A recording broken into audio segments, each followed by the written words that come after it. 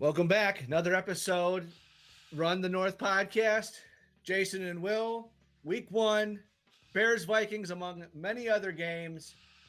I think by now we all know Vikings beat the Bears in an extraordinary fashion, 27-24 on Monday Night Football. Will, Bears lost to the Vikings. Vikings win. So the way I look at it, that means you won the coin toss for today's episode. Do you want to receive or do you want to defer the opening rant? Yeah, based on how this game went, Jason, I think I'm going to need to put my therapist hat on for you. So I'll go ahead and defer the opening rant and hear what you have to say. All right, good, because I'm going to be split personality on this. I'm going to be a little bit of fan. Like maybe I'll do this, maybe I'll do my fan hat, and then I'll do my analyst hat or something. Absolutely. I don't know. Because that was an emotional ride. It's like one of those things where you're a kid all preseason because again, Bears won the offseason and all this hype coming up. And not that you expect them to come out firing in a way that's just completely dominant and just all where your hopes and dreams want it to go, but you did want it to go a certain way. So I'll kick us off with this. My 3-word is going to be numb, uncomfortably numb to how yesterday ended. And excuse my French here for all our lady listeners, but in fear of sounding like a chick, I don't mind that they lost. I do mind with how they lost. I could have thought of another 3 words for you, Jason. Hit me. Same old Bears. And the way they lost, yeah. I mean, that's kind of what it looked like. That I will say, first half looked great. I would say first quarter looked great, but I will take that the same old Bears thing because cliches. They're cheesy and fun when you win. They suck ass when you lose. So all right, yeah. Where do we start, Jason? Where do we start, Jason? Talk about how you guys tore the Vikings up in the first quarter. Talk about that. How did that happen and what changed? So, okay, a couple of things. It was nice to see the Bears come out kind of like in control in a sense. Okay, so last year, we all know they did not score a touchdown on their opening drive in any point in any game last season. So for them to come out first game, first season, new regime, new coach, new Caleb, all this stuff, that was sweet. A couple of good plays. Pocket broke down. He stepped up and wiggled out a couple of times, which is something we never saw him step up last year. That was sweet. Couple of sideline throws. Really encouraged to see DeAndre Swift running one cut downhill. I immediately because he's talented for sure. Is he worth $8 million? No. Could he be this Sonic to the knuckles? Sure, but we just don't have that. But it was like the first thing I texted my dad. I was like, I don't mind how number 4 is running right now. Like that was cool. So the expectation is like we all know this is going to be a 7, 8, 9 win team. I think that not we all know, but I feel that way strongly. There's going to be growing pains, obviously. So the expectation that they come out dominant is just going to be right out the window. What had happened was kind of cool to me because I watched the Manning cast version on ESPN2 as opposed to the normal broadcast, and that was at my wife's request. For me, the Mannings are fun when they're one-on-one.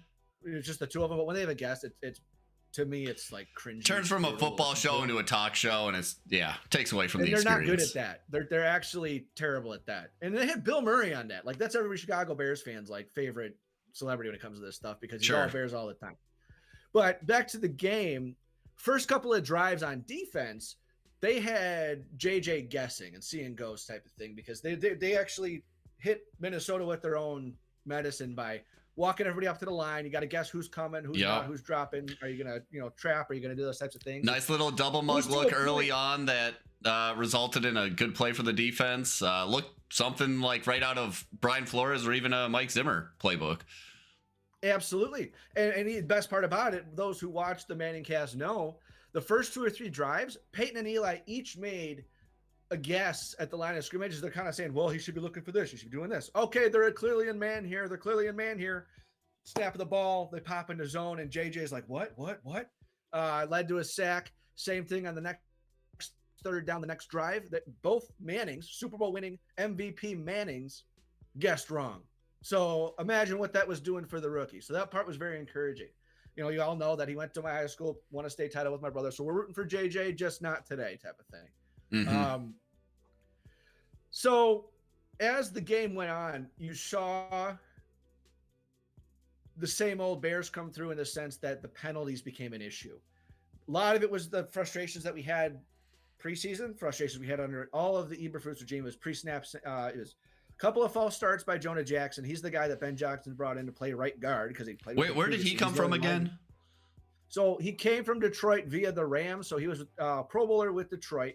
Then he signed a huge contract with the Rams, got hurt, and then, or no, the rest of the line got hurt. So he had to play center. Then he got hurt. And so after a year of his 3 or 4 year, $50 million deal, they traded him to us for, I think, a 4th or a 5th. Got it. So he has the potential to be good. He's the only guy on that line that has previous experience with Ben Johnson, which I think is exactly why he wanted him here twofold. Can be talented, didn't show it. But again, familiarity. Couple of pre-snap penalties by receivers. 2 receivers going in motion early, cutting up field before the ball was snapped. So that's just a timing thing, but unacceptable. One of them was DJ Moore, who also had 3 carries lined up as a true running back. Yeah. Too cute. How did we not address that on the waivers? How did we not go get a guy? I have no idea. But you could see some of the armor starting to crack in that second quarter. Where it really, for me, started to fall off was you're deep in the Vikings red zone. You go for it on 4th down, and which at the time, first game, I would say accrue points. I would have kicked it. At the time, I understood why they did it because they were completely dominating on defense. JJ couldn't see a darn thing going on. You had zero confidence that Minnesota could move the ball at all. You really wanted to put the boot on their throat. Absolutely, and that's the pride of Ben Johnson, especially having played Flores and being in a divisional game. Got it. But what really was the next crack was the missed field goal, the next drive. So you got not 4 and out, but didn't convert on 4th down, then he missed a field goal. 6 points, should have been 14 points because, again, another couple of bad penalties. You had a phantom holding call on our right tackle. Later in the game, you had the illegal hands in the face by Adangbo, 55. It was in the collar, never got to his head, shouldn't have been called. There was a pass interference call for an automatic first down the field. Your receiver tripped, our guy falls over it. That shouldn't have been a penalty either. Which, side note, funny that the shitty field on Soldier Field came back to bite the Bears in the ass more than the Vikings. Because, it was 2 cases of Vikings players slipping and the Bears player getting tangled up with them and then that getting called a penalty. So and that's just one of those weird things you can't control. Understand the frustration, but I feel like stuff like that happens every game where there's just like weird penalties. But continue.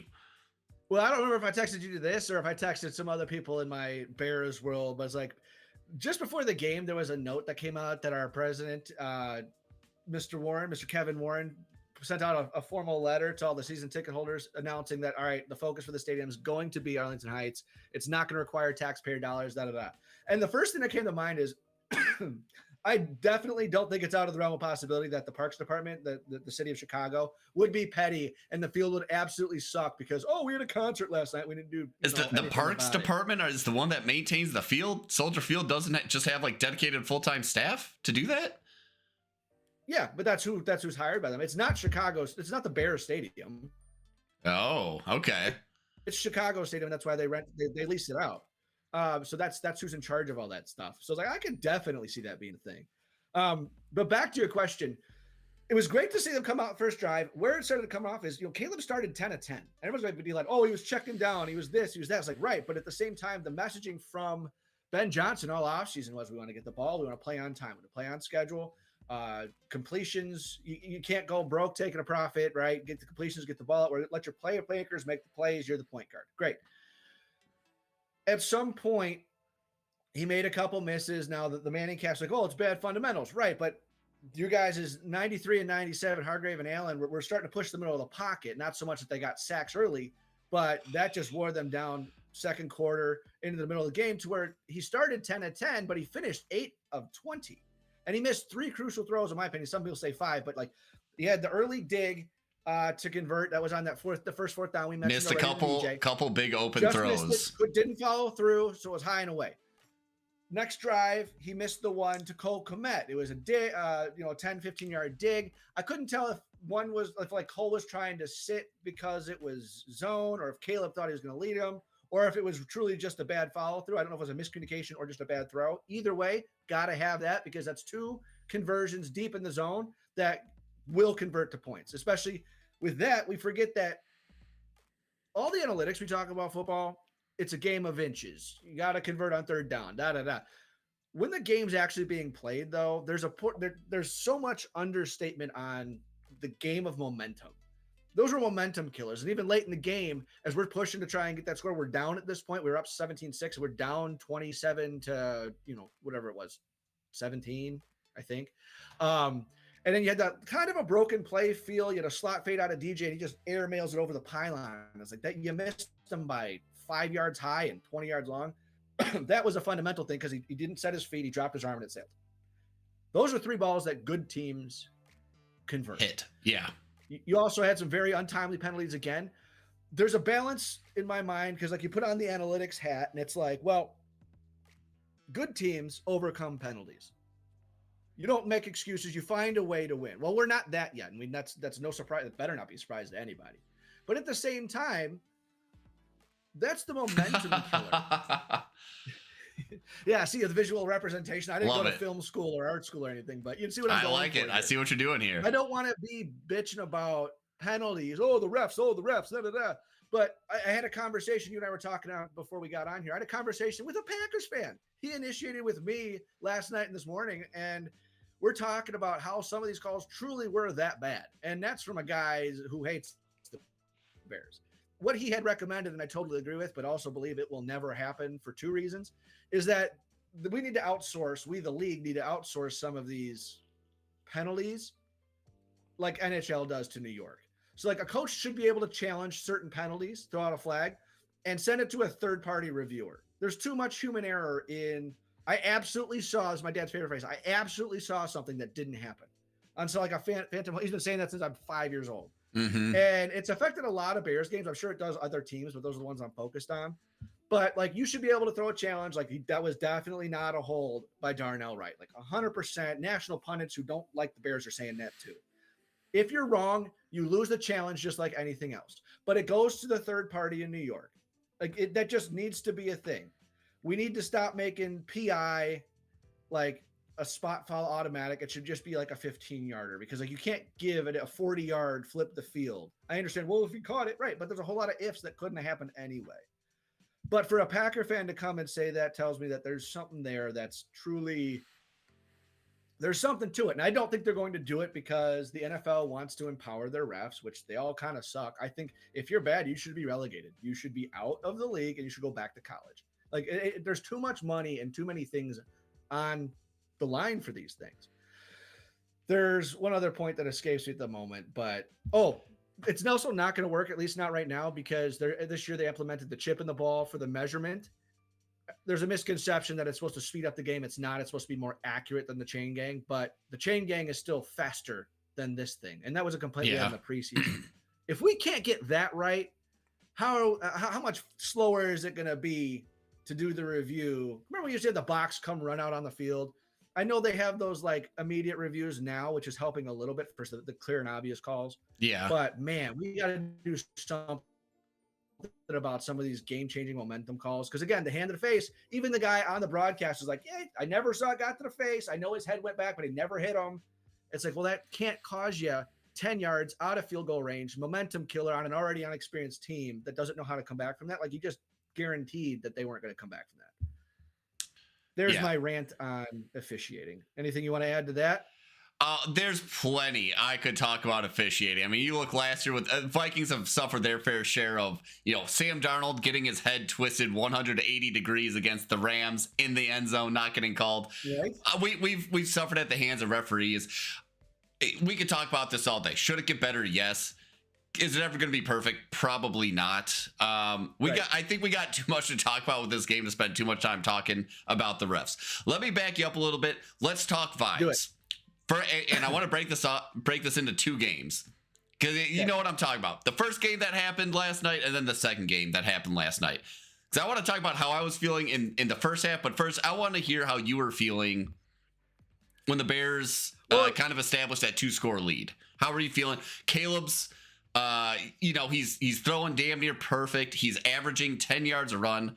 How are we feeling? What are the thoughts going through your head at this point? Excited. You got the fan hat on. Okay, good. I was making sure. I was like, I'm asking fan Jason right now. They looked to be a competent football team. Yeah, they sure did. But there was there's still a chance. There's still a chance. But you didn't really see that come through because even we still went into the half with a lead. Yeah. And it's like, okay, they'll get it buttoned up. Johnson does a good job coaching and calling. Okay. Well, you come back to this, you think that, all right, they're not effective running the ball, but they are still committed to running the ball. But it never broke through. Like I mentioned, I like his running style, DeAndre Swift, but he never broke 3 yards a carry. I think 17 carries, 50 yards the whole game. You also have a 7th round pick running back that you gave 3 plays to in pass protection and never handed him the ball. What's that about? Like, that's the whole point of run the damn ball. I felt good because you saw an even distribution. So he was 10 of 10. Can't be upset with that. I don't care if it's for 2 yards or 20 yards. Like 10 of 10 is 10 of 10. Yeah. And for any quarterback, let alone a Bears quarterback, we're not used to seeing efficiency. So that part was cool. And you also saw an even distribution. You had 2 balls to Rome. You had 1 to Loveland. You had 1 to Zacchaeus. DJ was, on a couple of motion outs. He was also getting handed the ball.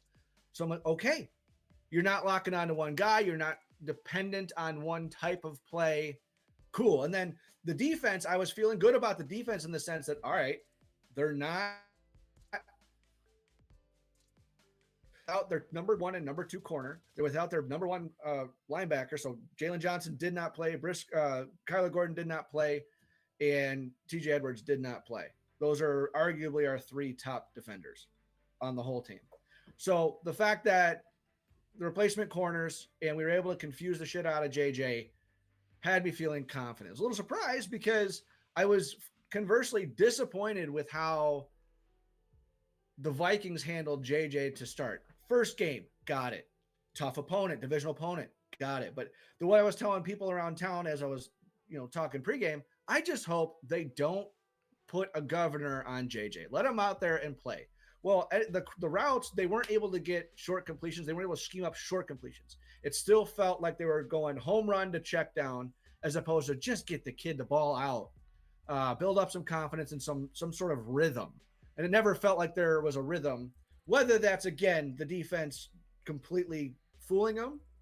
It's tough because nothing worked. Nothing worked for the Vikings on offense. The run game was not working. Short pass game was not working. Right. Long pass game was not working. When nothing works, it's hard to figure out what to do with the ball, I would think. Well, that's the thing that surprised me too about them is that I felt good that they didn't have a run game. And they also weren't using Mason. And then we get to the second half here, you'll have a completely different story and exactly where that flipped. Because my gut reaction was, okay, the penalties, but then it's like, well, the penalties, you still have to be able to overcome that. So I'm still torn on that. My first thought was it wasn't the 4th down that they didn't convert. It wasn't the missed field goal. It was when the Vikings started to run the ball and they could get, like, my thing about running the ball is not 20 attempts for 100 yards at 5 yards a carry. It's I need to be able to run the ball and get 5 yards whenever I want. That's a whole different thing. You run the ball 6 times and get 30 yards. That's, to me, is still a run game that you have to account for. It's one that still enables your play action game. And it's one that, has to have you, you're not one dimensional. You have to, as a defense, you're not, I'm only looking for pass. Like, it keeps you honest. And that's tough to play against. So that's kind of my recap of the first half. You went into the second quarter going, oh yeah, for sure. You left the second quarter going, well, they stalled out a little bit. I think the coaching will be fine. We'll be fine. Third quarter starts, blah. But I want to get a little bit more of what you're thinking about for that first half too, because much as I'm speaking well, you're not going to, I'm assuming. And then we're going to have a totally different story in the second half. Yeah. The Vikings story, I mean, there was a lot of thoughts going on inside my head, particularly with the offense, but also with the defense too. So JJ comes out with the offense. Offense doesn't look good for, I think, 4 drives. We're not putting points on the board. We're not moving the ball. Defense is getting absolutely shredded. One of the things I was focusing on going into the game was, if you look back to last year, even the last 2 years, Ben Johnson and Dan Campbell and that Lions offense just had our number. When the Brian Flores defense was tearing other teams up, one of the best defenses in the league, that Lions offense came in and just had our number and was able to move the ball at will. Not in small victories. They're putting up 30 plus points on us every time they played us. So one of the things I was looking at is like, okay, is this a Ben Johnson thing? Does Ben Johnson just know how to attack the Brian Flores defense? And is he going to be able to translate that to Caleb Williams, who, very different quarterback from Jared Goff. Jared Goff, composed, veteran, pocket passer, maybe a little more analytical just based on how much more time he's had in the league. Whereas Caleb Williams, he doesn't have as much experience. He can't diagnose things as well, but a better playmaker. He can break out of the pocket and stuff like that. So when you see Caleb Williams starting the game like 10 for 10, 11 for 11, 12 for 12, something ridiculous like that, that worried me. And then we couldn't get the guy to the ground. We got pressure on him. I actually just saw a statistic waiting for you to get on this call. I haven't been able to really do too much reading post game today, but I did a little reading beforehand. Vikings actually generated more pressures on the Bears than any other team in week 1. There was 30 pressures on Caleb Williams, and we did not get him to the ground until late in the third, early fourth. Remind him one sack. It was at least 2 sacks in the game because Javon Hargrave got credit. Intentional grounding. I see. It made me recall a game, I think from 2 years ago where we played, maybe it was 3 years ago, we played the Cardinals, and it was the same deal with Kyler Murray where we could just not get that slippery little MFer to the ground. And it was dry. I don't yell, Jason. I'm not a yeller at the TV kind of guy. I was yelling. Right. I was cursing at the Vikings. Get this guy to the effing ground. And like even Jonathan Allen had him dead to rights, had both of his hands on Caleb Williams, and it's like he just oiled himself. Dude, he must have gotten some of those extra freaking baby oil bottles from the Diddy sale and just like landed himself down in it because we just were slipping right off of him. It was driving me crazy. You're right. You had 2. Javon Hargrave had 2. My bad. All good. And so that was frustrating. I was like, dang, defense is getting shredded. Offense isn't looking great. A thought that was going through my head is, damn, like 1, we weren't ready for this game. And 2, if it's going to be like this all season, like, oh my God, I don't want to watch this. This is bad. You compare it to the Sunday night game with Josh Allen going up against Lamar Jackson. It's like a completely different game. Like, this is like JV compared to what was going on Sunday night. So I was just a little sad, a little bored, if I'm being honest with you. It was very like, I went to the University of Iowa. This seemed like Iowa Hawkeyes football. It was a lot of punting, and I hated that. There was just not a lot of things to get excited about. We'll say little glimmer of hope. You go into like a game thread on Reddit, or you look at the real hot replies on Twitter through the first quarter or 2. People are like, bench McCarthy, he's not ready. I did not for one point, I will say this, and I'm being completely truthful, I did not at one point lose faith in McCarthy. What I really, really liked seeing is his command of the offense pre-snap. He looked like Brady and Manning or Rodgers going up there. He saw something. He's barking out orders. He's changing the play at the line of scrimmage. First NFL game ever. The first game of football he's played in 600 plus days. You could tell this guy knew the offense. He knew what he was doing. I think his downfall, which again, he hasn't played for 600 days. He was a little slow. Yeah. I think he was a half second too slow on processing, and that's to be expected. He's not a superhuman guy. He's never played at this level before. He seemed to be just a half second behind. And then you take into account Justin Jefferson didn't play all preseason, so he doesn't know the exact timing on Justin Jefferson's routes. Right. He doesn't know exactly where he's going to want to break, where he's going to want the ball. He needed to see a little bit more from that. He needed a half second more of that route before he could throw the ball. You saw a lot of his balls get swatted at the line of scrimmage. Throughout all of that, though, he remained composed. There was like 3 sacks, I think, on him, 4 sacks maybe in the first half. He looked composed. One thing he that he didn't do was get happy feet. You saw that with Sam Darnold last year, a established veteran at this point, where he gets hit a few times and he's a little rattled. You just see it in the pocket where he's a little, he tenses up. You didn't see that with JJ McCarthy, even when things weren't going his way. And so I wasn't losing faith. I'm like, this kid's got something. Like, he's not rattled at all by the lack of immediate success. Like, he's got his eye on the goal, which is, we got to win this football game. You don't win the football game when halftime hits.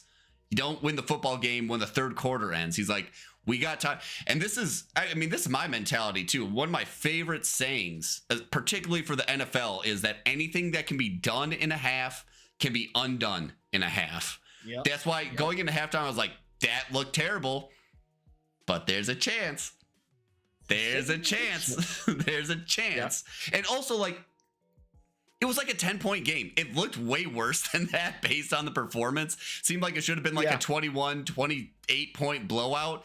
It was a 10-point game. It felt like the Bears were in control. Yes. Even when they were slipping in the first half. It was like, okay, well, this is our game. One more score and you feel real damn good. And exactly to your point, it just wasn't that in the second half. I was just, first half, I was buckling up for a long season where I was like, oh man, this is, it was borderline like worst case scenario where we were getting blown out by the weakest, well, no offense, but the weakest team in the NFC North last season. You could maybe argue Packers based on their NFC North. If you're arguing, you're wasting your breath. Absolutely. It looked bad. It reminded me of the game back in the Mike Zimmer tenure. Maybe it was KOC's tenure. I remember, I don't know, but we were playing Dallas and we got blown the F out. It was like 41-7 or 41-3. And I was like, this game is going the exact same way. Defense was wet tissue, couldn't stop anything. Offense, the only thing they could do was complete 2-yard passes with irregularity.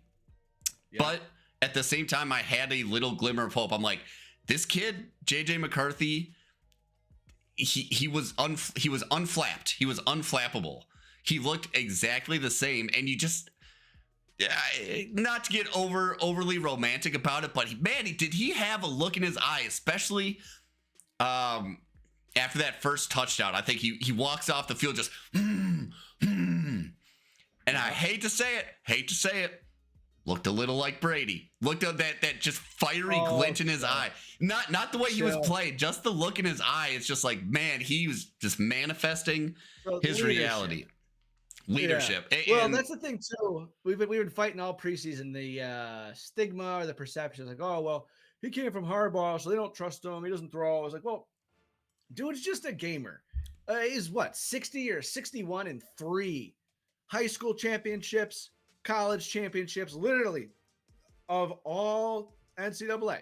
And then now wins his first game as a pro. He's a gamer, finds a way to get it done. There was some talk from the sidelines of reporting is like, well, are the vets in or out on him? He looked terrible in the first half, but he's like, no, I got this. Let's get out there. Like, hey, any place you want to be. Like, his head is right, just as you're saying. You had the same kind of look. And I listen to some podcasts. These veterans have a belief in him. Well, let's not get too far into it yet. Let's pause here. Okay. That first game ended. I was like, this is going to be a long season. This was rough. The kid hasn't lost me yet. Even with the pick six, we didn't even talk about the pick six. Water off a duck's back for that kid. Looked pretty bad. Former Vikings player. You asked me about him in the preseason. You're like, who is this guy? He's tearing it up. I didn't even know who he was. He was the guy. I guess we traded Andrew Booth for him and then released him. There was no name recognition for me with this guy. So Al Harris is our DB coach now. He was part of the reason they drafted him in Dallas. And that's why also part of the reason we brought him back in Chicago now, because he actually had a quick tenure, like you just said, with you guys. So I was like, yeah, maybe you knew the name. Maybe you knew something. And it's like, nope. He's a 6'4", 190-pound lanky dude. Mm-hmm. So we end the first half. Vikings get that cheeky field goal in. You want to talk about weird refereeing. I mean, okay, so JJ makes what, they have like 12, 14 seconds on the clock. Gets like a 25, 30-yard completion to Jalen Naylor. Refs have a weird time spotting the ball. Vikings trot the kicking team out there. The refs are like, oh, wait. we actually need to move this ball back like 7 yards. So it goes from like a 52-yard field goal, which you're like, I'm confident enough for them to kick that. Move it back to, I think, a 59-yard field goal, like the longest field goal in Soldier Field history. Did I hear that? Like you did, and I was shaking my head like, "Ain't no way! This is Will Riker. This is Will's Dude, Will the Thrill." He hits the kick, so we're like, okay, we got something going into the half. Little spark, and a big thing that gets talked about both after this game and just in general is a big momentum shift going into the half. All of a sudden, the Vikings have been taking hooks left and right. Right before that half, they get a little jab in there. They get a little stunner in there. And then what happens in the second half? Let's talk third quarter. This is where things really start shifting. Where's your head at in that third quarter? And I'm getting third quarter and fourth quarter is a little muddy, like when it ended, when the next one started. But talk me through the second half from the Bears' perspective. Well, you saw well, I guess to talk about the Bears' perspective, I got to think about some of the halftime adjustments and changes. And I didn't really see many out of the Bears, but what I did see, the Vikings dictated more changes than I thought they would, in that they stopped trying to stunt as much. They tried a different way of getting pressure. In the first half, they tried to get outside and contain Caleb from doing all the magic scrambling, which caused him to step up and then scramble, which is how you want to see your pros do it. Mahomes does it the most. You don't really see Josh Allen or Lamar break outside to go up the field. They've worked the pocket. I think he did a good job in the first half working the pocket. Second half, they changed their rush plan to go inside, a little bit more inside out. And they noticed that Caleb was reading high to low, meaning going, deep ball to short ball. Because of their rush plan and because the Bears continued to try to run the ball but were not effective, they felt comfortable going to more of a shell, in that if it's cover 2 or cover 4, you took away more of those short check down releases, forcing Caleb to stay disciplined, in form, and on time to play those intermediate routes, which we talked about. He missed DJ on a third or fourth and long or short for that 15 intermediate. He missed Cole. He missed DJ. So they made him play quarterback and tried to just prevent those extra, improviser scrambler plays that were truly where he makes his money. And we all know that. We've talked about that a bunch. He doesn't play well on time. Can he? I don't know, but he doesn't play well on time yet. So you definitely saw that affect the momentum of the game, because again, most notably on the intentional grounding, right? And then a couple of those, he still got away. He should have been sacked another 6 times. Now, Tooney played a great game, our left guard. Dahlman, he didn't give up sacks, but man, he got dog walked because he is a smaller center. So Hargrave had his. I was warning you about that early on, because the Vikings were looking at Dahlman, but he was basically just a Garrett Bradbury clone, undersized guy, maybe good in like the run game, but easy to kind of run over him with a big, strong D tackle. Well, and that's, he's still better than we've had like in the last couple of years. Like we haven't had a center since Olin. Cody Whitehair had 2 good years before we put him back at guard. But that's not what you want out of your $14 million center. Darnell Wright, our right tackle, I think had a decent game, mostly because there weren't a ton of pressures, but phantom holding call was a momentum killer and really sucked. And I was actually truly shocked that of all the big deal the left tackle position was all offseason, Braxton Jones held his own. Not so much that he couldn't, because he's a serviceable left tackle. He's an average left tackle. You know what you're getting out of him. It was really the interior pressure that was affecting Caleb, not the tackles giving up too many pressures. It changed more. It changed more than just one aspect of the game. It changed, like we mentioned, changed the run game, changed the scramble plan, which then allowed them to drop a guy out of the box because they weren't effective running the ball, which then changed exactly what routes they chose to take away. It's a thing that you have to be able to adjust with on the field, recognize it earlier, and then obviously with Ben Johnson make some adjustments. And I didn't really have this hat on with that. Again, I was looking at more as a fan hat. Dude, do we need a new kicker? Is it he's a very accurate kicker, but it's inside something where 50, inside 50, right, and then you hit just 50 have to yards. Be able to hit 55-yarder now. Not every time on command, but it needs to be in the playbook. And as we get to the end of the game, we know that came huge in the clock management for that 2-minute warning thing. He couldn't get it out of the back of the end zone. But you're coming into the second half up 11 points. It could have been worse because, again, that play to Naylor, I felt my heart sink. I was like, oh, shit, are they going to try one at the end zone quick? So, and I kind of almost felt bad giving up the field goal, but it was almost relieved as like same old Bears, that could have easily been a touchdown. I'm like, holy cow. And it's a little deceiving as far as the effectiveness of the offense, because that pick six did pad the stats for what, because I think we only scored 2 touchdowns. Yeah. Right? But it wasn't the 24-pointer that you thought. But again, you convert on a couple of those misses. It's something where it's a game of plays. You look back and there's just so many plays that if it would have happened a little differently, it could have been a completely different outcome. If Ben Johnson doesn't go for it on that early 4th down and goes for the field goal, okay, now we're looking at a tied game. Even if Eddie Pinheiro misses that field goal later on, if Eddie Pinheiro hits that field goal, we're looking at a tied game. If they make the right decision in both those scenarios, all of a sudden.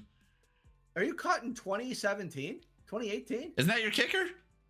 Cairo Santos. Pinheiro's been out of the league for. He was. I don't know where I got Pinheiro from. I don't know where I got Pinheiro from. Maybe he was our kicker at one point. He was the one with Nagy where we had the 17 kickers in one off season. But yeah, anyway, a notable name for sure. We digress. But just if one of those plays had been different, if Caleb hits one of those throws, I think there was 3 throws that he just whiffed on that were deep throws, would have been, in retrospect, again, game-changing throws. One of those plays goes differently. We have a different outcome of the game. Really makes me look forward to the next time they meet, which we will be at that game. But we will be at that game. This game definitely had all the hallmarks of like a week 1 game. Vikings had a ton of rust. Caleb, I think, needs to dial in the accuracy a little bit, hit those really. I'll use a term that was often analyzed. I gotta go back to that. I gotta go back to your point before we lose it. Okay. You're absolutely right. And with the fan head on, it absolutely pisses me off as the game comes down to a couple of plays. It's a game of inches. You got one moment, blah, blah, blah, all the cliche, but it's so true.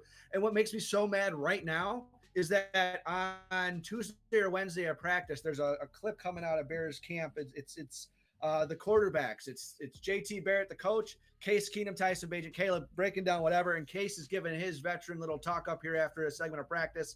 And he goes, it comes down every game I've played in 60, 70 plays. Comes down to 2 or 3 plays. Well, we had 6, 3 bullshit penalties, and the 3 misses I've said 7 times on this episode so far could have been a completely different game. And that's exactly as simple as it needs to be. Totally right. So now you take 6. Is it a completely different game if you get all 6? Absolutely. I think we blow the doors off the game. Is it a game? But that's why we play the game. That's why we play the game. 100%. Because even 2 of those plays, you get the 4th down in the first quarter, that it's deep in your own territory. You convert that to points. You already daggered this team. Or you get it when the comeback to DJ late. Okay, momentum. We got this. Caleb's our guy. You don't get any of them. It's exactly why it feels like Bears of old. Same old Bears, because of course we didn't get any of them. Yeah. You know what I mean? And I think your team will grow. I think you will end up being that 8 or 9 win team. It maybe more. I don't know. It's hard to say. I mean, Ben Johnson had that team playing better than I think they were at any point last season. They played better for sure. Okay. Well, I guess last in my opinion, a 10-game lose streak. We had the Hail Mary. We had the Fail Mary. We had 3 games that were lost because of bad coaching and no timeout. But I will ride this. I will ride the wave of where you're going with this, of us playing a little bit better. What upsets me is more the defensive side of the ball. We talked about Jalen, Kyler, TJ being out. I agree. It should make for a great matchup if they're healthy. But my other question is, where was 98 Montez Sweat? Where was 9 Brisker? Well, I was going to ask you this. Do you think they were gassed? And you're not hustling with the ball. Do you think they were just gassed? What's your comment? Sorry? Were they just gassed? You better not be. You didn't play all damn last year. And Montez Sweat was good in the year we traded for him because it was half a season. But he didn't do jack shit last year. You're getting more aggressive now. Where was 97? Andrew Billings. I love Andrew Billings. He is. Who the hell is Andrew Billings? Was he in the game last night? He's our nose tackle. He's the strongest player in the league. He was schemed out. Dennis Allen didn't even put him in there because he's the guy that you absolutely use to stop Mason. If he didn't even play, like you put him in the game, I'm not worried about the run game, and the momentum's completely different. The other thing is, where are our 2nd-round picks? Luther Burden, 1 return, not great. 1 catch, -3 yards. Ozzie Trapillo did not play at all except for on the field goal team. And then Shamar Turner, our defensive tackle, inactive. Against cover 4, your tight ends aren't used a ton. So Cole Kmet and Colston Loveland, I think, had 3 catches combined. Okay, they were supposed to block a little bit more than this type of game. Got it. But that's a shit return out of your first round pick and your 4 picks, your 3 second rounders. Well, it's the first round of it's the first week of the season. I mean, sometimes it takes a little while to bring the rookies along. And I will say, it probably won't take long to see more Luther Burden if Caleb doesn't stop throwing hospital balls to DJ Moore. Oh, DJ was grabbing his shoulder. I thought he died. Like I thought he was grabbing his heart, like he was having a heart attack. But I thought they dislocated his shoulder. As someone that's dislocated their shoulder multiple times, I watched that hit and went, ooh. He got really smushed. That would have been terrible, or a cracked collarbone or something. But the Bears played a ton in 3rd and long, whether it was penalties or mismanagement or not be able to get the ball out on time. I think that's really what affected mostly the whole game, but the second half, like completely. And that's you could see Johnson was stewing on the sideline, and it just kind of shows like good for you for not exploding. Because one of the things that came out of camp too is like Caleb, once we finally got to the preseason games, Caleb's like, yeah, he's a hard ass in practice. In the game, he's making some similar comments, but you're not coaching him in the game. You've already done the coaching. Here, you need to empower and encourage and like, all right, on to the next. Here's how we're going to do it. Cool. But the post-game pressures all led to like a better level of accountability where you didn't feel like you were getting bullshitted. I'll get to that in a minute. Last comment I have, I guess, on the game as a whole and your comments thinking it's going to be a better matchup. I agree if we're healthy because I think it is game 1. We're not supposed to play our best ball game 1. We need to be playing our best ball in December. Any good team should be telling you that. Yeah, and that's exactly what I mean. I think both these teams are going to improve, and I'm excited to see what they look like when they both have, what is it, 6, 7, 8 weeks? Because like today we're just reacting. We're not overreacting. We're just reacting. And as a Bears fan, keeping it in perspective, taking the fan, going back to analytical, let's not forget the Vikings lost Cam Bynum, and that's about it. Right? And you look at the quarterback. Stephon Gilmore, Shaq Griffin. Our defensive backfield was the compliment I'm attempting to pay you guys is that you didn't get worse. You got better on both defensive lines. You still have a maniacal defensive coordinator, a top 5 unit on defense, a top 10 unit passing, a top 10, maybe top 5 roster. As soon as you can confirm that this is the JJ's the general he was in the second half. Like we just played a team that had 14 wins last year. Was it 15, 14? And it's like, okay, you're mad in the moment because it didn't really feel like the Vikings beat us. It felt like the Bears lost, especially because of how we started that first half and we were in such control. That's not in any way, and as much shit as I want to talk about the Vikings because they're not the Bears, I'm not trying to say that as a negative towards the Vikings at all because, hey, they figured it out. The game. Not every win's going to be pretty. You can't argue with that. They don't ask how. They ask how many. That's all you need to know. I like that. I haven't heard that one before. Sure. I like that. Okay. So with that's a no fluff, obvious approach. And that's kind of the same way I like to hear Ben Johnson's pressure. He was frustrated, but he wasn't yelling. He wasn't like cussing people out, but it was really no fluff, no BS, no excuses. It was very on brand for him. And I've got no complaints for his presser. Really, it's like, well, we have to be better here. We did not execute here. The pre-snap penalties plagued us all offseason. We will get it corrected. We're going to keep practicing, The one thing I don't like is he gave us I have to check the film on that. It's the correct coach speak answer for I don't really know. You're probably right, but I'm not going to throw my guy any further under the bus because that's all we ever heard from the last how many coaches asked. But it's like that's also the right answer technically because I don't know. I have my emotion and reaction from the game. I'm still filtering through how I feel about Caleb's post-game presser because he didn't. I didn't see it. What happened? I mean, he was also very neutral. He owned a few things. He was asked about his accuracy. It's like sometimes that just happens. It's like, well, sometimes I forget to set my feet. He didn't say it, but that's what I'm thinking for him. I was like, well, you didn't set your feet a couple times and the ball sailed. Like, okay, so you're right. Sometimes it happens, but not for the best players. Not for number 1 overall draft picks in the NFL, one of the most lucrative businesses of all time. Like that's right. Sometimes it doesn't happen. It's like, no, that's kind of a cop out. I would say it's like, I need to get better at that. It's not, oops, sometimes I'm going to do that. Deal with it. It's hey. Yeah. I need to work on this. That was not in his control. I like that answer. That's fine. The mechanics and missing a ball, sometimes it happens. You're right. It does happen sometimes, but it shouldn't be you. There's a couple of things that I didn't mind, though, that he did not dismiss the magnitude of those misses. He did not dismiss the impact of those misses, and he didn't skirt away from it. It's like, these are big moments. We need to make those plays. Like, that's absolutely the right thing. There's a little bit of coach speak, a little bit of cliche in some of this stuff. He was a little bit calmer than I would have liked. I'd like to see him a little frustrated, not Mr. Petty, but he didn't seem rattled or phased, which I thought was good. And at the same time, not arrogant or cocky in that either. Again, direct with a hint of cliche. I do like he's got this little thing, corny or not. He does finish every presser with "Da Bears," which nice. I think that's more for his brand. Kind of annoying, but if you're not in the mood for it, but it is on brand. And let's give him some pom poms. It'll be perfect. Well, because remember when he got drafted, he started the bear claw thing. Mm-hmm. So our girl Courtney Cronin tried to just at the very last question. Courtney Cronin. She was our girl first. All right, we love Courtney Cronin over here. Did I say our girl? I meant our, like you and I's girl, because we're a fan. We've Okay. a bunch of times on I thought you were trying to claim her for Chicago, and I was like, listen. No. If I'm claiming her for Chicago, she's my girl. All right. But anyway, she did go off script of the game and asked about the fingernails. They painted fingernails again, and that's what he's going to be doing. But it was for suicide prevention. It's like, yeah, it's not a statement for anything. It's if it helps somebody, great. I don't know. He just knew a lot of Bears fans were going to be suicidal after that game. I'm aware I set you up for that. I was kind of testing you. You're so right. I'm giving you a win there. Oh, man. Okay.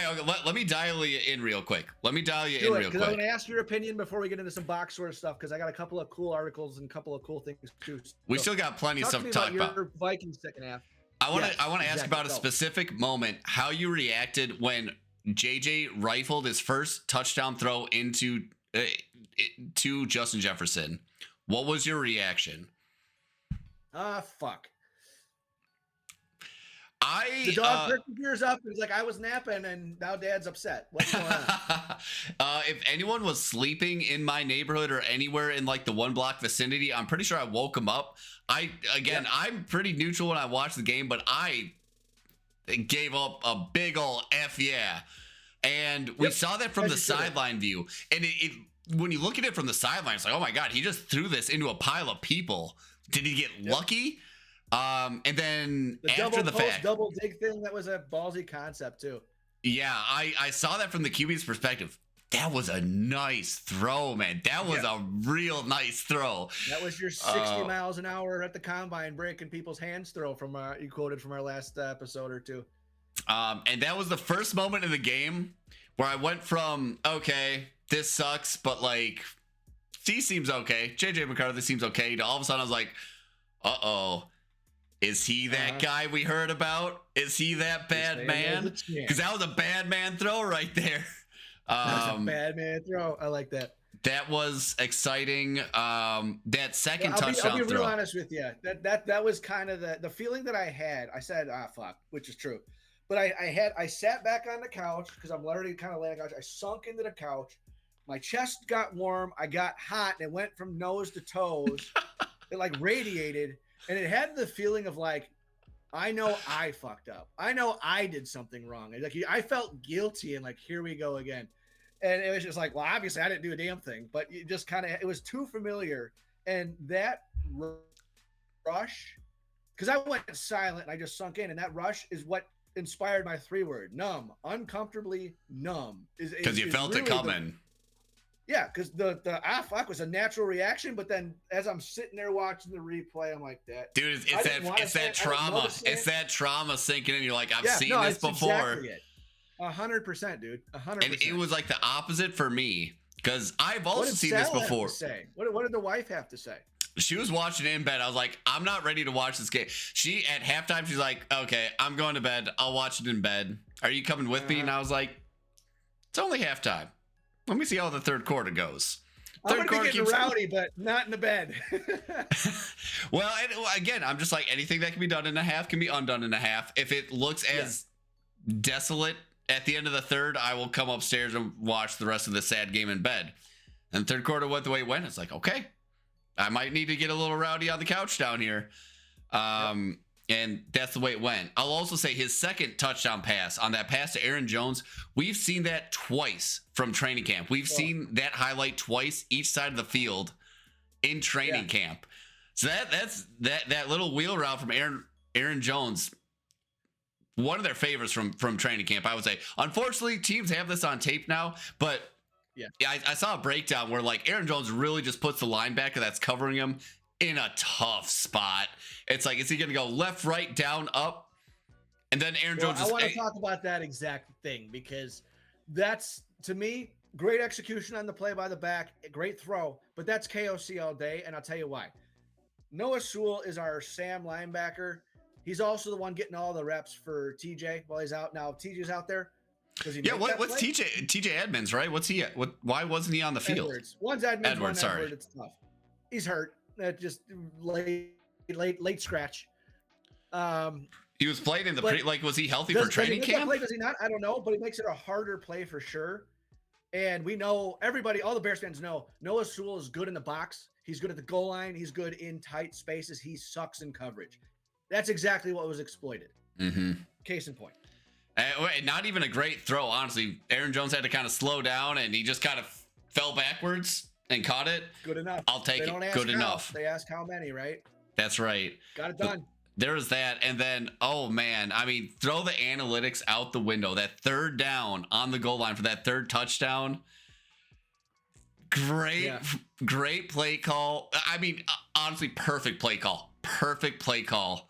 I mean, what do rookie quarterbacks that have a little bit of legs love doing any more than running it in themselves? It's like, trust me, I got this. And the fact that he got it in the end zone, he didn't get it to the 1 yard line. He didn't get to the half-yard line. He got it all the way in, which it wasn't clear. Halfway through that play, I was like, oh, good. They're going to get a first down.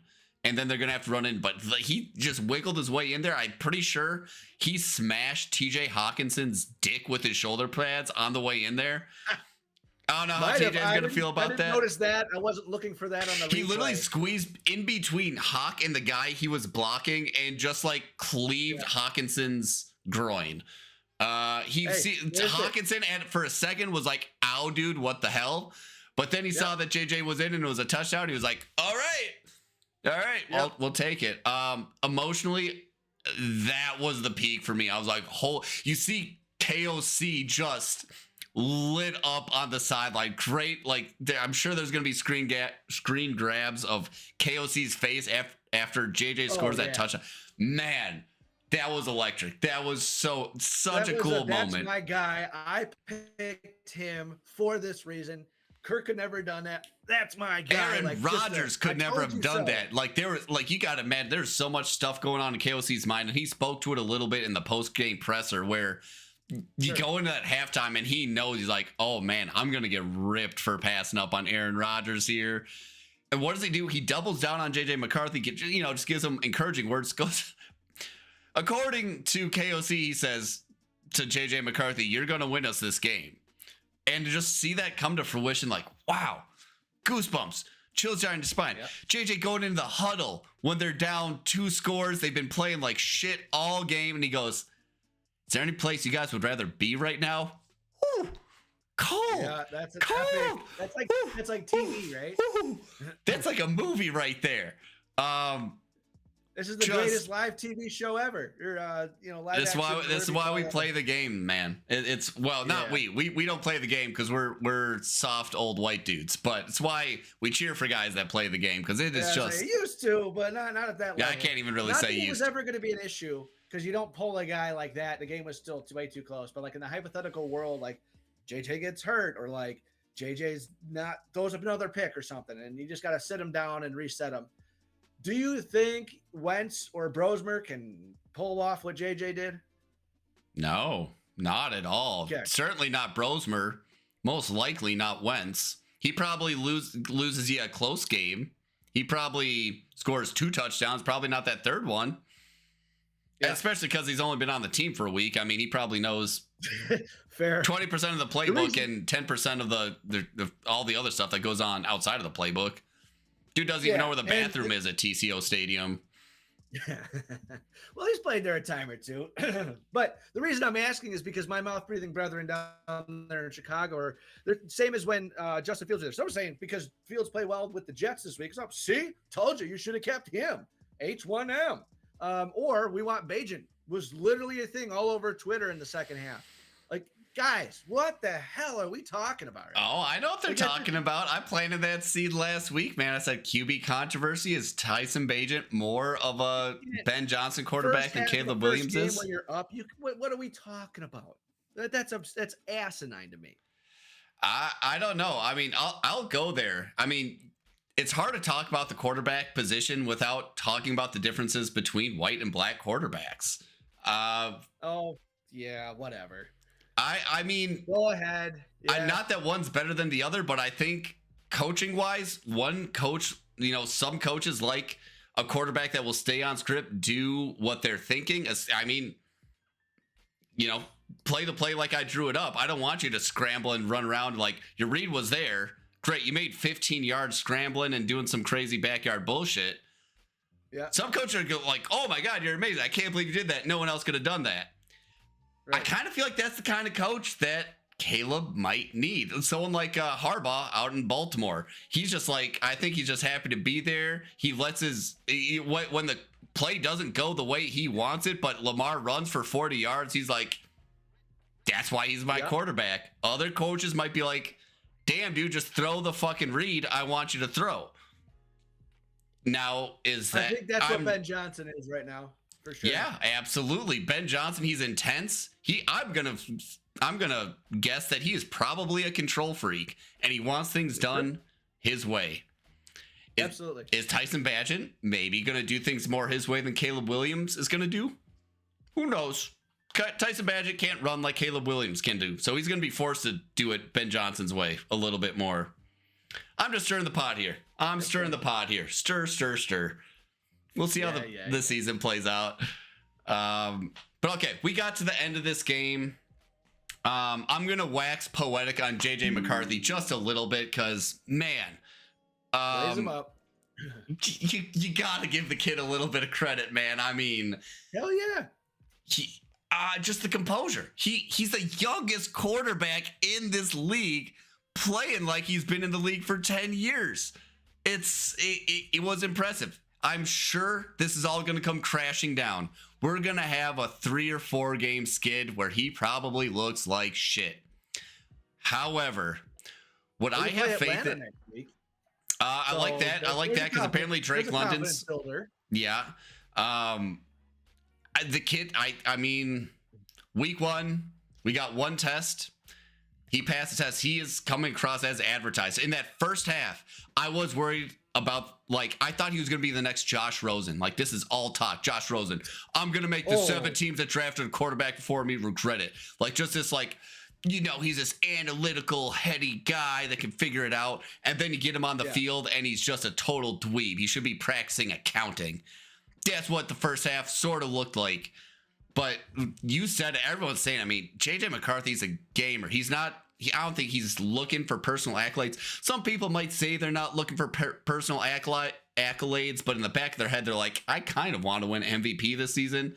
I think there's 0% of that in JJ McCarthy. He is focused. He's a team guy. I think that's why the team is buying into him. They buy that authenticity.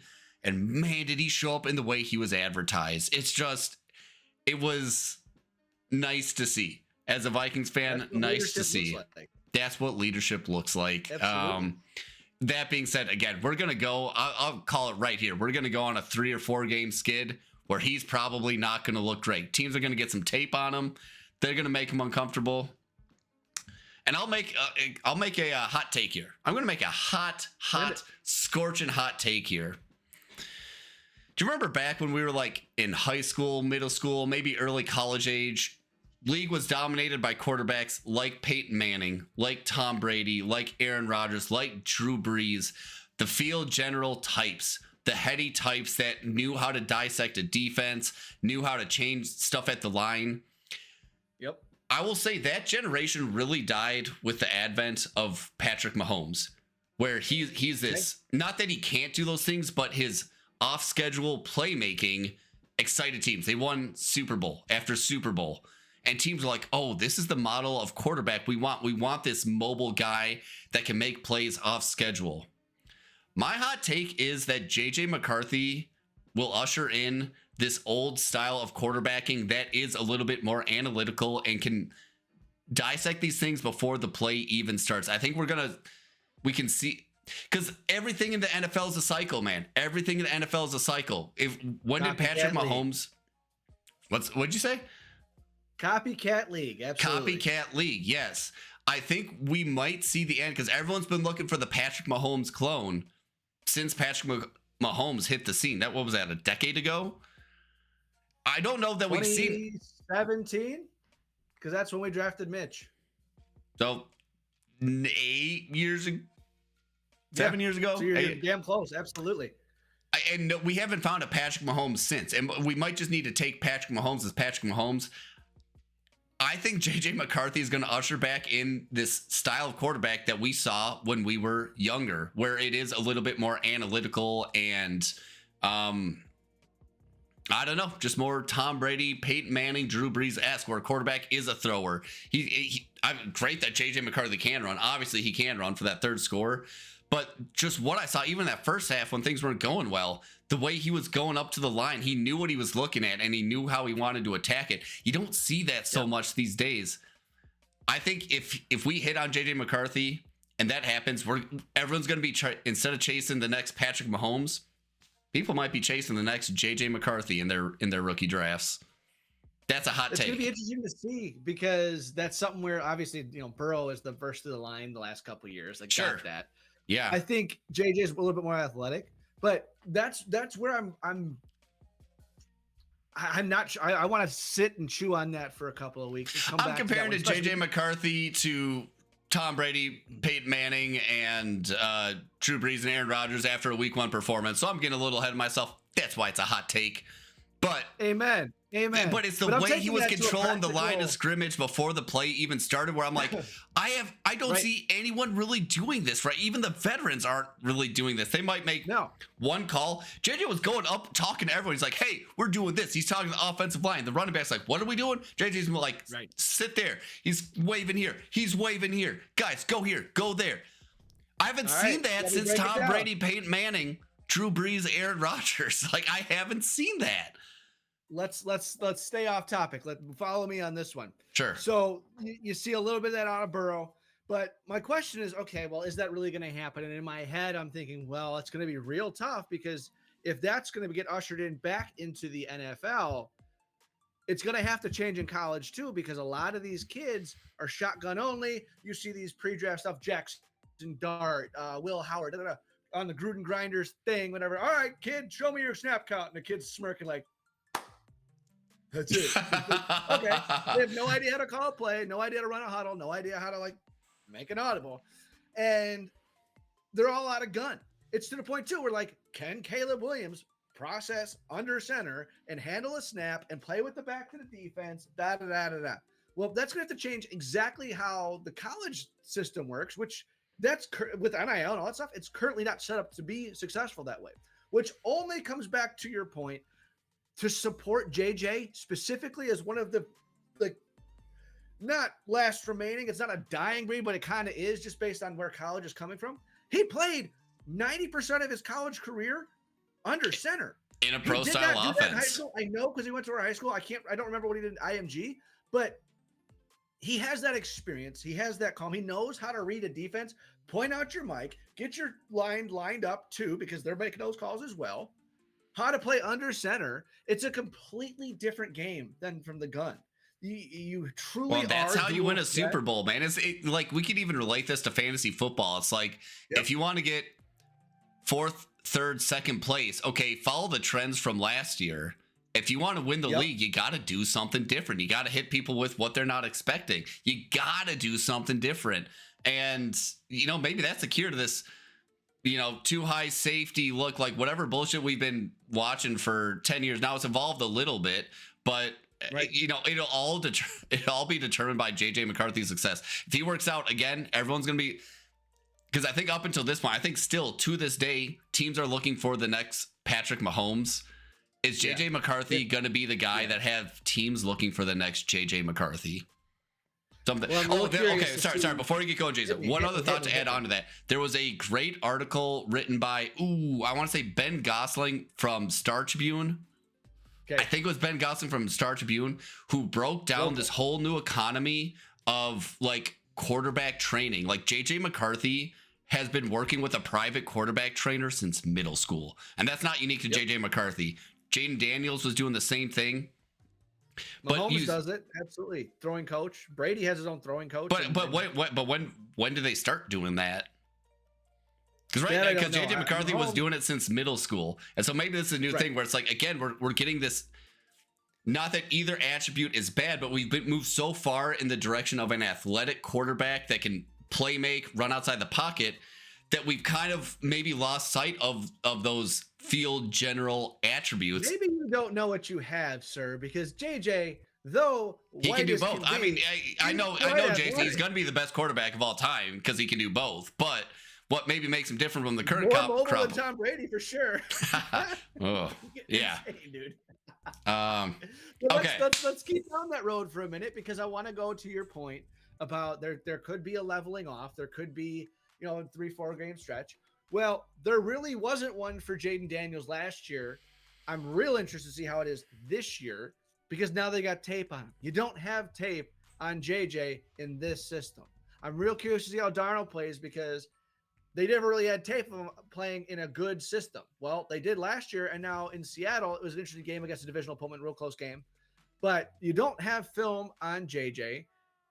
You have 6 to 8 weeks to capitalize on that until you really figure out, this is what he does well, doesn't do well. You have your draft scouting reports and all this stuff, but look no farther than CJ Stroud. Look no farther than CJ Stroud. Came onto the scene rookie year, everyone's crowning him. Line down there. Yeah, I mean, that doesn't help, but like I was not so quick to crown CJ Stroud as the next big thing off of his rookie year. Particularly, like I think I looked through things from a fantasy lens, maybe a little bit more than you do. You're more of like a real X's and O's guy.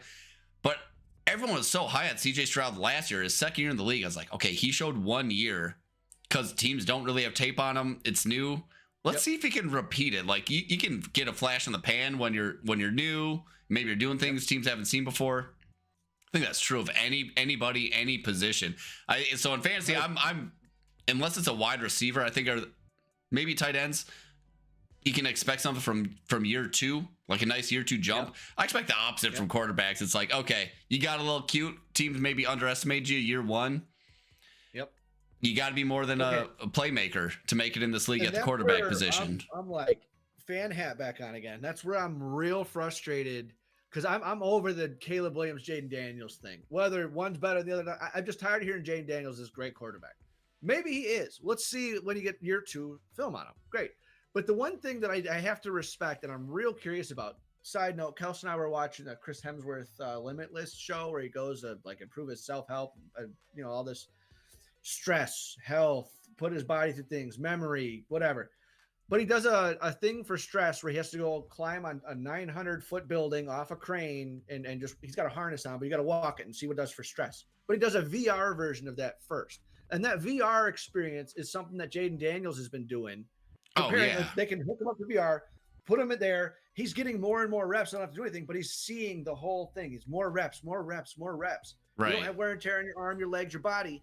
But you're getting those brain reps. You're getting your timing. You're seeing any different type of customizable front.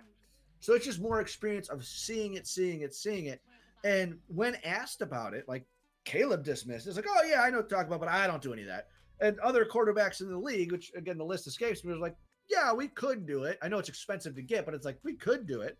But how the hell are you not playing with that if you've got a rookie tearing it up and saying that's a big part of his learning curve, because he really didn't show a rookie curve.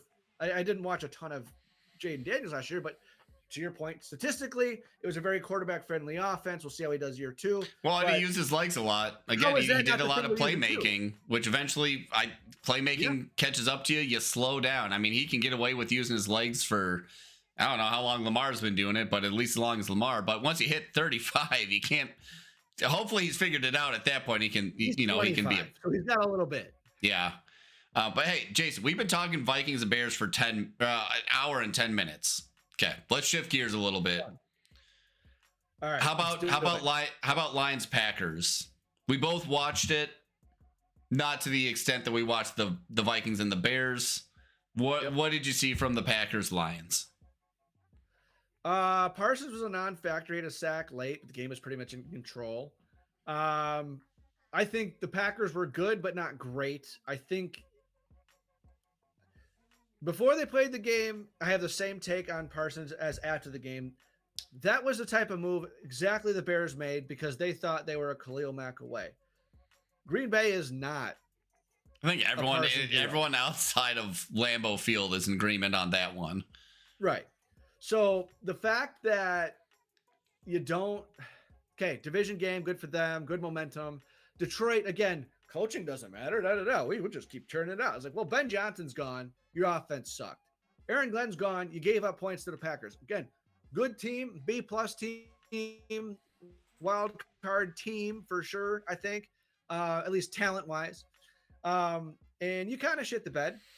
You gave a chance to an offensive coordinator who's been an offensive coordinator before. Not all that great. He's in his 50s. He's been doing it a long time. Nobody else wants him. What are you doing to a guy who really can't advance? What's their offensive coordinator? I forget his first name, but it's Morton or something. He'd been with them when they started. He was then offensive coordinator for the Jets for a little while. Oh, great. That's exactly where I would want to source my offensive coordinator from, is from the Jets. Absolutely. Exactly. So, yes, the roster is good. Hutchinson was fun to watch. A lot of assumptions. So a lot of the things that I saw from the Bears this year, like we were getting excited because on paper it looked good. Well, the Lions on paper look great. But it really is a different thing putting it all together because the final score, it didn't seem like they were in that game much at all. The playmakers did not make plays or were not given opportunity. Jahmyr Gibbs had a low stat line.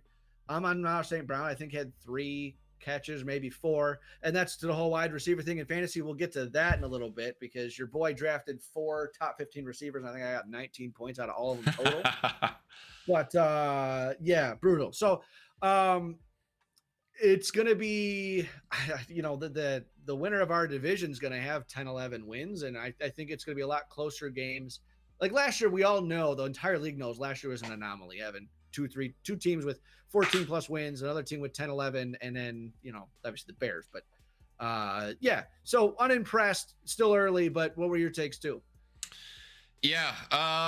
My gut reaction, I don't have too many minute detail reactions, but God, this kills me.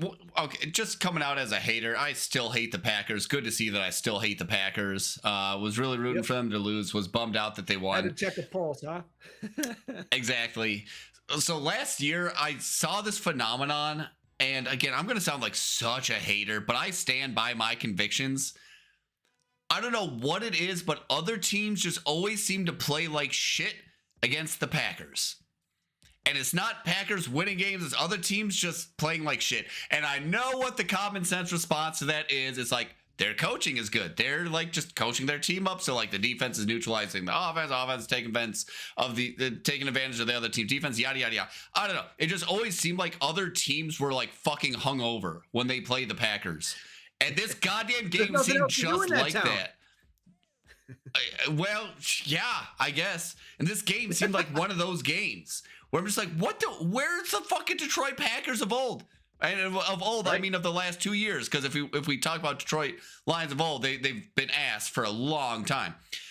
They just looked like a completely different team.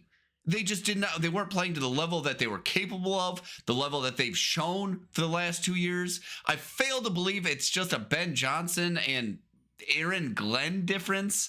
They just didn't put up much of a fight. Their offense was boiled chicken and white rice, no butter. It was boring. Maybe that is a Ben Johnson difference. And the Packers won. Great. Yep. I don't think you played an opponent that was playing very well, which again, I felt like I saw that time and time again last year where they just kept winning games, especially when Malik Willis was playing. I think they got a couple wins with Malik Willis, the quarterback, and the other teams just didn't show up to play. And it just felt like one of those games where I'm like, where's the competition from your opponents? So that being said, I don't, to your point, I think they have a B+ roster. I think they'll be a 10-win team, give or take a game. Sure. Are they going to be Super Bowl contenders? No. We're talking. You're right. I don't think so either. That being said, go ahead. No, you go ahead. Yeah, I don't think they could match up with any of those contenders. You can never write off the Chiefs. Watching that Bills-Ravens game, like, there's no way the Packers are hanging in that game. Which, you know what that game reminded me of? Did that game, the Bills-Ravens game, remind you of any game in, let's say, the last decade? Because it reminded me of one game in particular. Any Bills-Chiefs game? Any Bills-Chiefs game? Any Chiefs-Bengals game recently? What's on your mind? Maybe. The one that it reminded me of, I remember sitting at my kitchen table in my one-bedroom apartment in St. Paul in, must have been 2016, 2017. It was a Thursday night football game between the Chiefs and the Los Angeles Rams, where the total score, it was like 40+ to 40+, and it was electric. And it just reminded me of that game. And I remember thinking, like, this is the best game I've ever seen. And Monday Night Football, I don't know if it was the best game I've ever seen, but, like, that was a fantastic game of football. And how about Josh Allen just... For the Vikings and your moment, it definitely was a great game. I don't think you could put it up with the other ones that you just mentioned, like the Rams-Chiefs game. For, like, all time, but all time specific to your team, No. I'm talking about the Sunday night game. Bills versus Ravens reminded me of that Chiefs Rams game. No, I understand. High score. Gotcha. All right, okay. I'm on the same page. I got you. But yeah, it was because again, you had Derrick Henry looking unstoppable. Zay Flowers was tearing it up. Honestly, there were some parallels between that Sunday night game and the Monday night game where the Ravens just looked kind of dominant, but the Bills/Vikings just figured out a way to win. Don't you say they had the better quarterback when you compare Josh Allen to JJ McCarthy in that game, because the better quarterback came back and won. But go ahead, finish that up. Obviously, the Bills have a better running back and wide receiving and skill position core. That's why the Bills won. It's because James Cook is better than Derrick Henry, and Khalil Shakir is as good as Zay Flowers, and Keon Coleman is as good as DeAndre fucking Hopkins, one-handing catching fucking touchdown passes with the fucking mitt. God damn, does that guy have big hands? I feel sorry for his wife, man. Don't say that the Vikings had the better quarterback than the Bears, which they might have. My dad, I was talking to him this afternoon, rather, and he's like, I said this then, I'm saying it again now. JJ is the best quarterback of the six, meaning of the ones out of that draft class between Caleb, Jaden, Drake May, Penix, Bonix, and JJ McCarthy. Was he saying that? Was he saying that before the game, or did he say that after the game? No, he jogged my memory because he said that in the draft process before last season, before Caleb got drafted to the Bears. He said JJ is the best quarterback out of the group. Granted, he's been able to watch him since, for the last 8-10 years. Did he watch him at Nazareth? He played with my brother. Oh, he did. Holy shit. Yeah, they won a state championship together. Oh, my God. My brother's a year or two older, I think. But obviously, we didn't get to watch him at IMG, but we watched him in college, obviously. And we know him. Shook hands. I know who the kid is. Obviously, he was still. Oh, you shook JJ McCarthy's hand? Yeah, I haven't watched it since. Dude, you took the words out of my mouth. I was like, damn. There's so much hand soap in your house. I would have doubted that. Yeah, I gotta get the glass case for the hand model. There you go. Keep it preserved. Yeah. But yeah, so it's like that was his take, and he's not an in the weeds detail guy when it comes to the analytics, the breakdowns like I am. Your dad you're talking about? Yeah, about my dad. And it's like he's the guy. If you needed to pick a winner in a game, if you needed a stat line, he couldn't tell you the stat line, but he could give you. He doesn't even know what the betting line is, but it's like, Dad, Saints versus whatever week 3. Okay, who did they play the week before? Is it gonna be raining? Yeah, I think this type of game, you take the Saints and you take the points. And he's right. It feels like 80% of the time, just because he's talking about the intangibles of game. And talking with some of my other buddies, they give me so much shit. It's like, oh, well, it's snowing. It's going to be a different game. It's like, no, it's this. It was like, Well, we all know Jared Goff can't play in the cold. We all know dome teams suck in the snow and the rain. We all know Miami can't play below 50 degrees. Like, but you're gonna scoff at this because it was Goff and the Rams. Like they crumbled every time. Like Bears when the Rams went to the Super Bowl that year, the Bears were the only teams to beat them, and it's because we got pressure on Goff and we played outside in the shit in like November, I think. Yeah, it was the same year. I think it was the same year of that Chiefs game. I think it was like 6 weeks later, where they put up 50 points. And it's like, well, against the Bears, they put up 9, I think. But he's really good at those types of things. So it's just kind of doing the opposite. It's like, well, I'm not looking at how many points. I'm not looking at scheme and how they do this. I'm looking at the character of the team, who they're playing, what's like the momentum of the season, right? Those types of not trap game. That's usually how I look at it. I look at it from like a more human perspective. I'll look at it like, dude, one thing going way out there right now, but Josh Allen married this like Hollywood actress, whatever. What's her name? Haley Steinfeld. Taking her over Taylor Swift every day of the week. Dude, if a clip comes out of her being like cute with one of her male co-stars, I'm sinking the Bills next week because I know how that will fuck with a man's fucking mindset. If she's being fucking cute with some male actor, I'm like, oh, dude, Josh is going to be thinking about that fucking hot-ass Hollywood star. Michael B. Jordan was the most recent role she had. That's why that's why I didn't draft Josh Allen this year because of that fucking interview where like he was making her laugh and I was like, oh, dude, Josh Allen's going to be all in his fucking feelings, like thinking too hard about that. Well, all right. Well, then I have to talk. Then I'm completely. I get the point, but don't you dare blaspheme Josh Allen, and I'll tell you why. Because he won you he kept you out of elimination in the Guillotine League. He saved my ass in Guillotine. I was on the cool new thing in the Sleeper app is they have this actual Chop League thing now where it gives you an up to date rating of like, all right, you got 60%. Are you in danger? Are you safe? Yeah, you're in the yellow. I spent all day red and yellow. And then, halftime of the the Sunday night game, I have Josh Allen, Josh Palmer, and Colston Loveland to play. Well, Loveland didn't do shit, so I couldn't feel comfortable about that either way. I am like down. I have 22 points going into the week, and the next guy that's like closest to the line is 65. I'm like, well, I need 40 points out of this. Well, Josh Allen alone gets me 38.5. And then That's Palmer why you drafted him. You literally told me that when you drafted him because you took like a suspended or an injured guy too, and you're like, "Yeah, I think Josh Allen can get me through week 1." Yeah, I took Mixon a flyer in the mid round, which is feeling less and less good. As there's like, "Oh, you might not play this year at all." I'm like, fuck. Mm-hmm. But yeah, it's like, well, Josh is good for 20. That'll keep me afloat and in the pack for the first 4 or 5 weeks to where I can at least accumulate some talent. And I'm sitting here as like, damn. Cool new platform. Just paid my big $75 buy-in for the year. I'm gonna be out week 1. Like I just donated that Venmo. Yeah. And, I was feeling good. Yeah, I narrowly avoided elimination in the family Guillotine League. Luckily, we had 2 people. They just opted out because what we did is we did one draft for a regular fantasy league, and then those rosters just got copied over to our Guillotine League.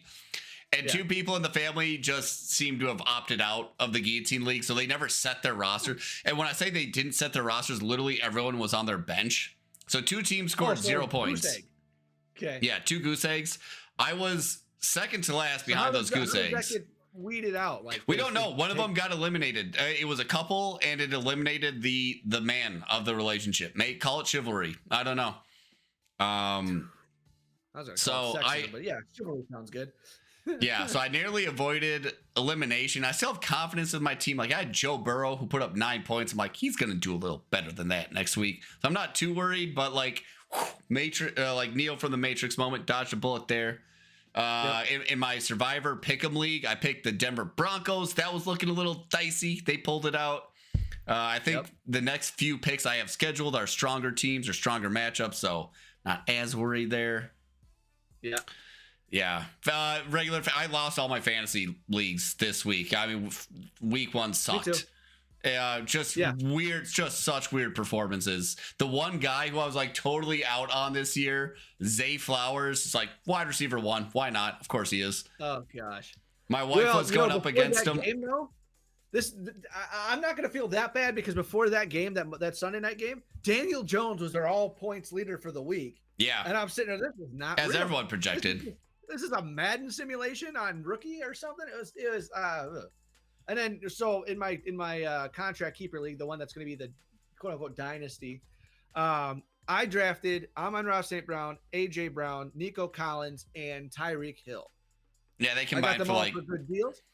20 I got points. 19.4 points in a full point PPR out of those.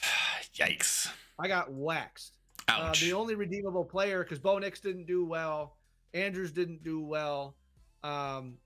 James Cook is the only thing that got the reason I got over like 60 points at all, and you need 100 to 110 to win in that game. I got absolutely embarrassed. But there's a funny little thing there.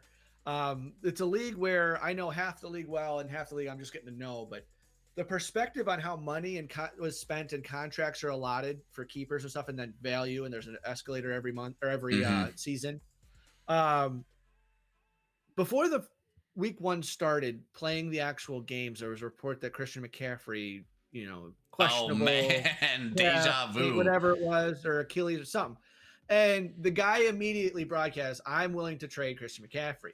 And he goes across the aisle to guys he doesn't know. He's like, hey, I don't know who you are, but I just sent you a trade proposal. Come take a look. He wanted McCaffrey for Josh Jacobs straight up in a keeper league. It's like, well, if this was a normal format, you'd consider it. It's a higher risk, higher reward type thing. But I'm learning this because I messaged him separately. He's like, hey, I'll listen to whatever anybody. And there's no offer that's going to offend me. But it's like, how about we do Christian McCaffrey for Nico Collins head up? And I'm like, well, Christian McCaffrey's in a dynasty format is running back 16. You paid $45 for him, and he's a huge injury risk. Well, he plays well when he plays. Exactly. Can you tell me he's going to play next week? Well, on the flip side, I took Nico Collins. I got him for $39, and I gave him a contract, meaning if I trade him, I also trade his contract. So 39 this year, 44 next year. I gave him a 2-year deal, but you would then have cost control, and it can extend him as many times as you want with a 15% escalator every time you extend him. So I'm giving you the younger, better asset. I know he's banged up last year, and cost control, and I'm taking on all the risk. Well, with that in mind, I want some of your rookie picks. I don't know what the value of that would be, and he's like, he got all offended. I'm like, whoa, hold on. You have to. He's like, I don't want to offend you with this trade because I don't know you. So like, here's this trade. You're like, you're not going to offend me, but like, here's my rationale. Give me some of your rookie picks. Whoa, man, who do you think I am? Right, I'm taking on all the risk. You got to think of it that way. Well, come to look a little bit more information about the league.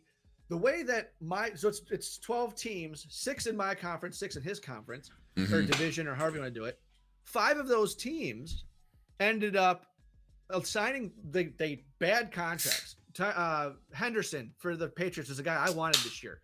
He was projected at 18. Some guy got him for 38. You paid $20 over, and then you extended him for 4 years. So by the end of that, he's going to be 60 some bucks. Okay.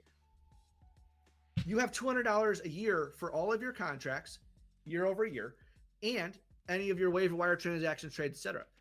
They're going into next season. It's a 16-man slot plus 4 rookie picks plus 4 IR spots. All those people need to get paid. If you keep them on the practice squad, it's only a quarter of their actual salary. Either way, you're going into next year. You've already filled out your contracts. 5 teams cannot field a full team because they've already overpaid for their roster spot with these contracts. You're going in with 7 guys out of 16, and you've spent $197 of your $200 next year. So it's like, you're going to have to blow this away. And I'm not just taking money to burn money. You're going to give me some picks. Like, otherwise, why would I take on the risk of a shit contract for an okay player? I take it this deal did not go down then. No, it did not. And he's like, well, I'm just not ready to do this right now. I was like, hey, yeah, you come back. Because like, really, there's teams here that don't know what the hell they're doing. And I said that to them. And you can see that. They're not going to field teams. Who knows? In 4 to 6 weeks, I could be in the tank and I'll take on all the shit contracts to give away all my best players. Or the exact opposite. I'm ready to deal picks because I'm in win now mode. So it could be I think there's gonna be a lot of fun trades. I think because our rosters are so deep, there's gonna be a lot more opportunity for trades because waivers are shallow. But because of these monies, I have no idea how that's gonna work with those 16, half the league, 1 in our conference, 5 in the other conference, really fucked themselves already and don't even realize it.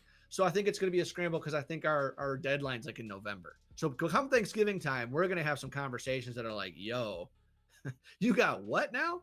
So real excited for that. I think every time I get a chance, because I messaged every one of those guys with a shit cap situation and said, hey, just letting you know, I'm always open to talk. Nothing's going to offend me. Come talk to me one way or the other. If you think you run into some cap situations, I'm willing to make stuff work. So I put that feeler out there, but I think every time somebody engages me, I'm going to have to educate them on how this works. So I actually found a couple videos of guys explaining their own leagues and how some of their trades went. So it's not me being an asshole. It's like, hey guys, like this is how this league format's supposed to work. So we'll see. I'm excited, and the only way, because I'm looking at it from the GM perspective, not the fantasy football perspective. I love the numbers. I love the business. I love all that. Oh yeah, we'll have to follow that storyline closely because that's not a league I have ever even sniffed before. So well, you're into guillotine, which I think is going to be the gateway drug. Next, you're going to go away from snakes and you're going to get into auction drafts, which is going to be like going from weed to cocaine.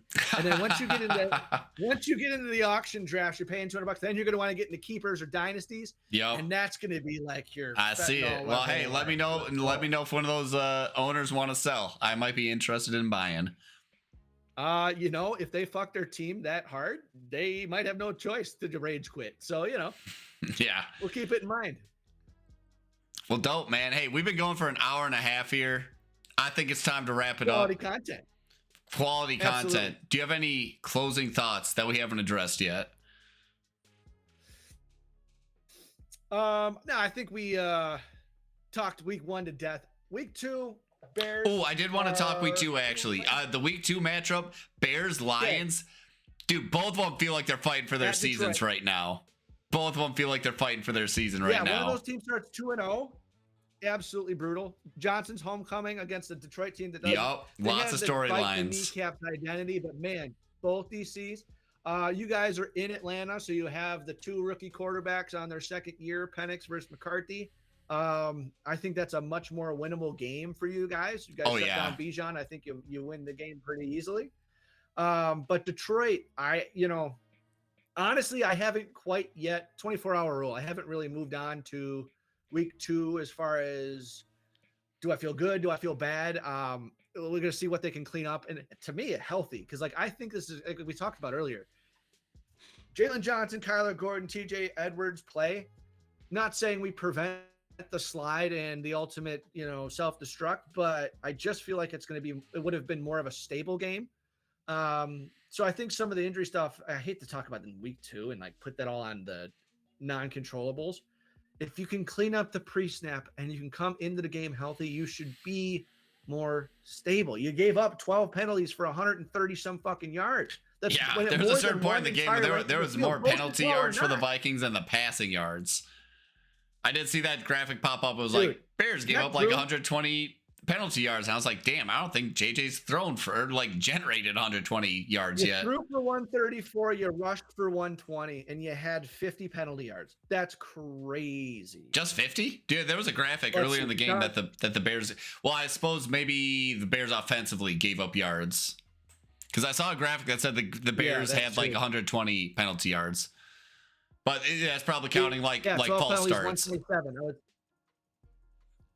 False starts, the PI, all that stuff. And then both teams were 3 of 12 on third down. And I think that we definitely felt that throughout the game. Bears had 5 minutes more TOP. We had 60 more yards of actual offense, 6 more first downs.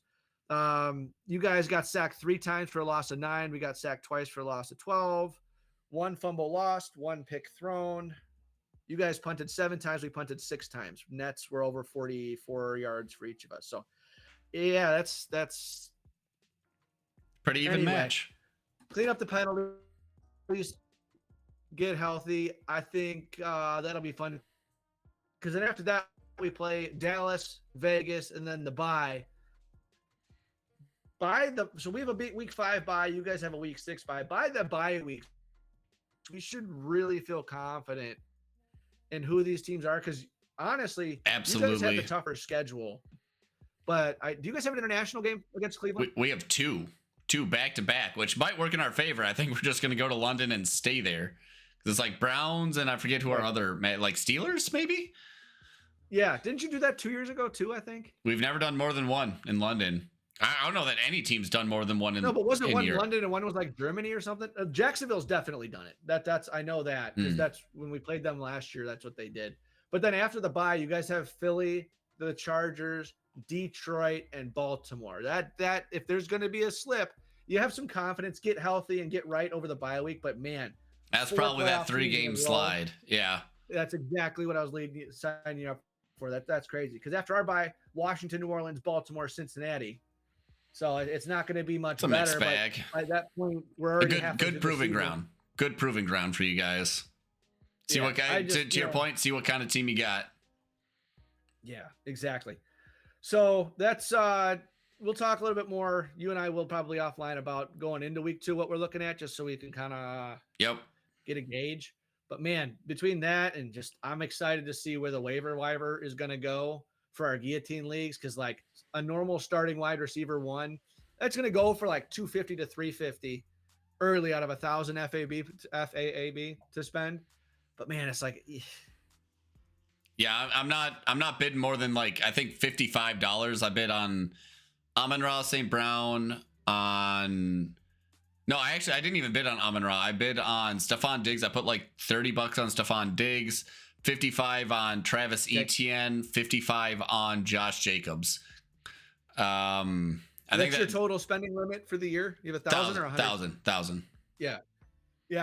In years past, these guys have gone for 200-300. So, but you guys are on the dawn of a new league, so it really you have a chance to set a precedent. Yeah, it's a family league, so there's probably someone that's going to blow like $500 on Amon-Ra St. Brown or something like that. I was like, I feel confident with my team, so it's like if I can steal someone, like I'm pretty sure half the league doesn't even understand the bidding process. Okay, I'm actually annoyed about this because the league owner, the guy that built it. He's like, oh, hey, yeah, by the way, guys, so for the guy that got eliminated, you just have to put a waiver claim in on him to try and get one of his players. We're in a league with like over half are like 60 plus years old. And I was like, well, hold on now. You have to bid on these guys. Don't just say it's a waiver claim. Don't say it's a waiver claim. Like you have to bid. Look for the bid. You have to bid and you have $1,000. So like be careful how you bid. But like the league owner, I feel like he was trying to pull a fast one unless he truly didn't know how this worked. Because he was just saying put in a waiver claim. And Yahoo, we're doing it through Yahoo. They'll let you put a waiver claim in for $0. Right. Well, it could just be that he doesn't want over tip. Oh, man. We got chopped up there. Yeah. We got chopped up there. Well, hey, go ahead. No, you go ahead.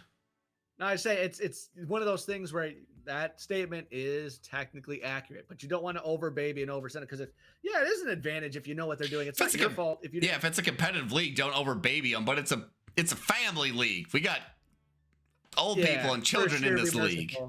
Show some grace first year, yeah, for sure. Yeah. Anyway, that was honestly, I feel a little bit better talking it through, reminding myself that the Vikings are actually a good team regardless of how we played. That's a healthy way to look at it. Same old Bears thing rings true.